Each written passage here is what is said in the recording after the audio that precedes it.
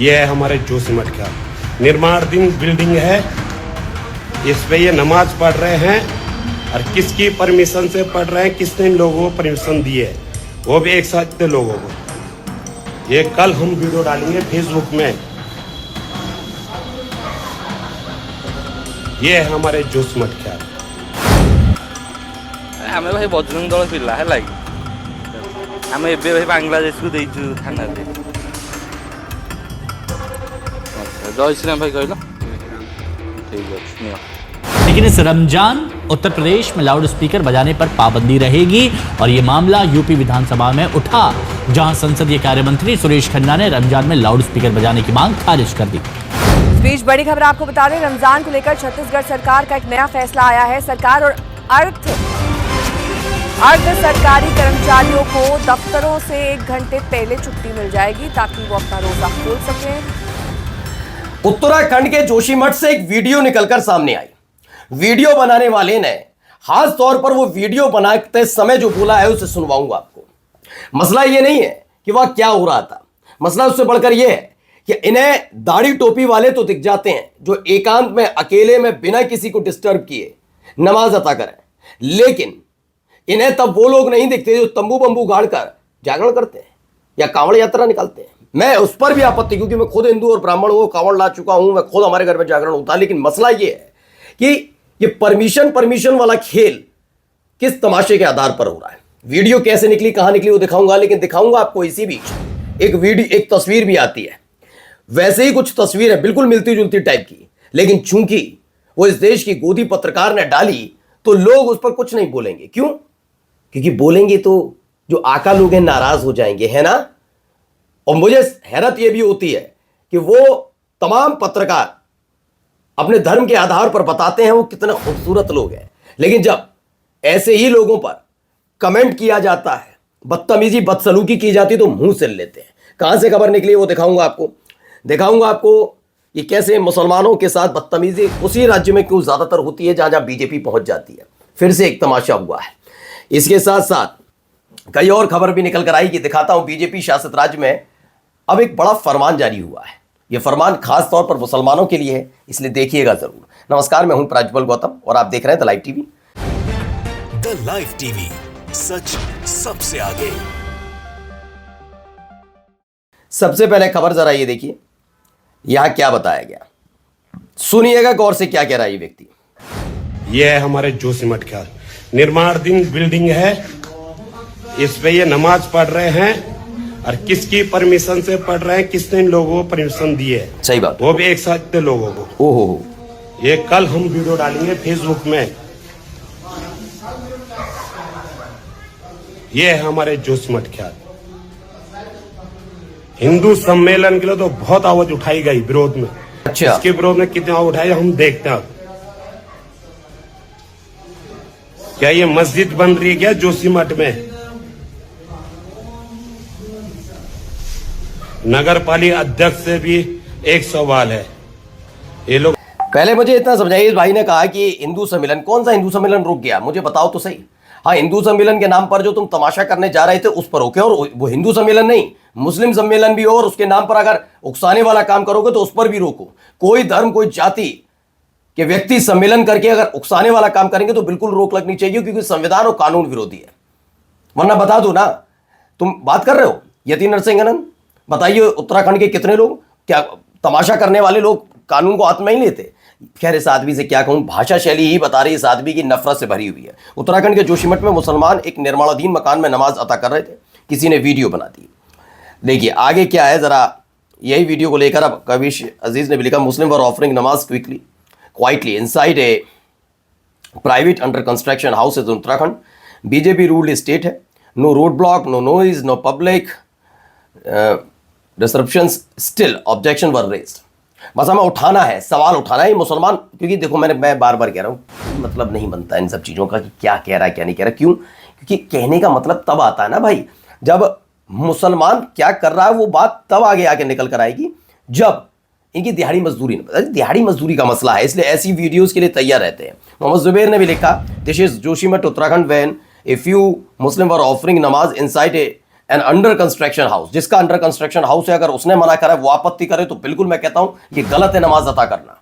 लेकिन जिसका घर है, अगर उसने वो नमाज अता करने के लिए मना नहीं करा, तो तू होते कौन हो? रूबिका लियाकत को क्यों टैग किया इसमें इन्होंने, तो जरा मैं बता देता हूं।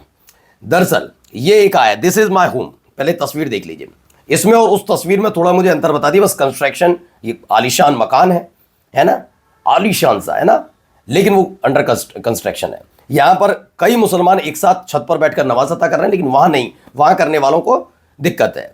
इसमें रूबिका लियाकत ने बताया दिस इज माई होम, यानी ये खुद बता रही हैं कि उनका घर है, उनके घर की छत है, नोएडा उत्तर प्रदेश में। ये बीजेपी रूल्ड स्टेट है, ये कह रही है। सेकेंड डे ऑफ तरावी है, मुस्लिम ऑफरिंग नमाज peacefully on their on rooftop. उन्होंने कहा वो अपने घर पर बीजेपी शासित राज्य में कितनी आसानी से और कितनी शांति के साथ नमाज अता कर रहे हैं। बीजेपी स्टेट इसलिए स्पेशली लिखा है इन्होंने, जिससे संदेश जाए कि बीजेपी शासित राज्य में नमाज अता करने पर ऐसे कोई रोक नहीं है। ये हर चीज में रूबिका लियाकत ये जरूर करती हैं, लेकिन जरा मैं कहता हूं बहुत अच्छी बात है, ये बहुत अच्छा किया रूबिका जी, लेकिन आवाज उठा पाएंगे जोशी मठ को आप? मैं चाहता हूं आज रात वाली डिबेट कर लीजिए और बताइए जिसने वीडियो बनाया वो कितना मानसिक तौर पर दिवालिया हो चुका है। उत्तराखंड की सरकार कैसे इन लोगों के खिलाफ कार्रवाई ना करके उन्हें उकसावा दे रही है, कहिए, कह के देखिए, आइए ना, मजा आएगा फिर इस पर। दरअसल आप हर जगह ये सब कर सकते हैं, लेकिन जब बीजेपी शासित राज्य की बात आती है तो उसमें आपको अच्छी चीज बतानी होती है, ये बहुत अच्छा है, ये बहुत अच्छा है, तो उधर भी जाकर बात कर लीजिए ना दीदी। आइए एक और दिखाता हूं वीडियो, जरा यहां देखिए। यहां आमे भाई बजरंग दल पिला है लागी आमे एबे भाई बांग्लादेश को देइछु थाना रे। अच्छा जय श्री राम भाई कहलो, जय श्री राम, ठीक है नियो। हुआ क्या, न्यू लॉ आया है उड़ीसा में। All vendors are asked to produce Aadhaar card and chant Jai Shri Ram by Bajrang Dal members before entering into a village to sell their item. It has become a trend after BJP has come to power. तो मैं बहुत पहले दिन से कह रहा हूँ, जिस दिन से भारतीय जनता पार्टी उड़ीसा में सत्ता में आई है, उससे पहले आप ऐसे तमाशे बताइए कब थे। मैं फिर कहता हूँ ये काम नवीन पटनायक नहीं कर पाए, और यही एक वजह है। नवीन पटनायक आप रोजगार नहीं दे पाए ऐसे लोगों को जो ना पढ़े लिखे हैं, और पढ़े लिखे भी हैं तो फर्जी की डिग्री लेकर बैठे होंगे, शायद इसी वजह से जो नौकरी पाने लायक तक की जिनकी हिम्मत और हैसियत नहीं उनकी, तो उनको आप रोजगार नहीं दे पाए, ये आपकी गलती थी सबसे बड़ी।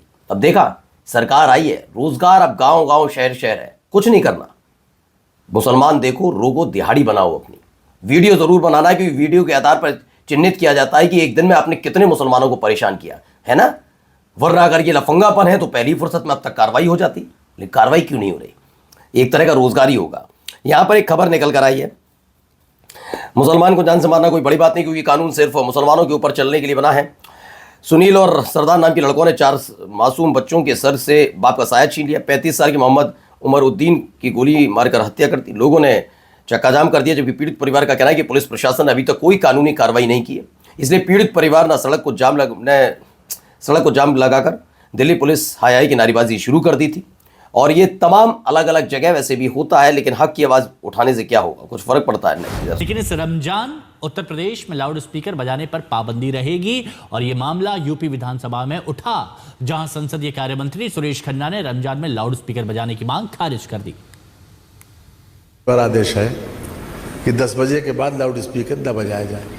10 बजे बाद शादियों में भी जहाँ कहीं बजते हैं, इंस्पेक्टर जाके बंद कराता है अगर कोई कंप्लेंट करता है। तो यूपी में लाउड स्पीकर पर बवाल है, विधानसभा में इसको लेकर बातचीत हुई। अब आइए जरा ये वाला सुनिए, बहुत महत्वपूर्ण खबर। इस बीच बड़ी खबर आपको बता दें, रमजान को लेकर छत्तीसगढ़ सरकार का एक नया फैसला आया है। सरकार और अर्ध सरकारी कर्मचारियों को दफ्तरों से 1 घंटे पहले छुट्टी मिल जाएगी, ताकि वो अपना रोजा खोल सकें।